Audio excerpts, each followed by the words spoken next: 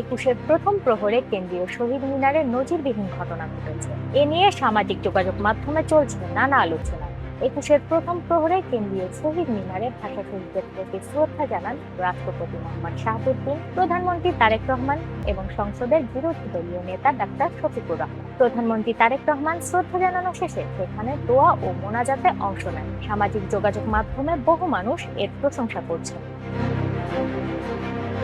অন্যদিকে বাংলাদেশের ইতিহাসে এবারই প্রথম জামায়াতের কোনো শীর্ষ নেতা শহীদ মিনারে উপস্থিত হয়ে শ্রদ্ধা জানালেন।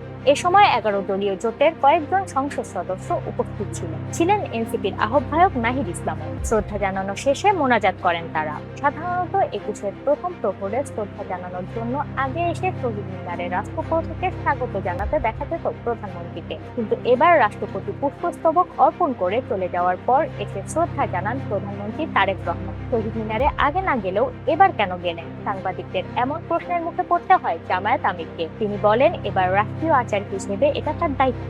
বিরোধী দলীয় নেতা হিসেবে এখানে আসতে হবে, তাই তিনি এসেছেন। জাতির অধিকার প্রতিষ্ঠার জন্য লড়াই করে জীবন দিয়েছেন তাদের সবাইকে স্মরণ করতে এসেছেন তিনি। 47, 71, 90 এবং জুলাই অভ্যুত্থান সহ সব শহীদদের স্মরণ করার কথা জানান জামায়াত আমির। শহীদ মিনার থেকে জামায়াতের নেতারা যান আজিমপুর কবরস্থানে। সেখানে তারা ভাষা শহীদদের কবর জিয়ারত করেন।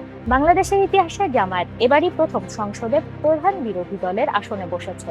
এরই মধ্যে দলটির শীর্ষ নেতারা ইতিবাচক রাজনীতির প্রতিশ্রুতি দিয়েছে। সামনের দিনগুলিতে জামায়াতের রাজনীতিতে যে অনেক বড় পরিবর্তন আসবে তার ইঙ্গিত ক্রমশ স্পষ্ট হচ্ছে।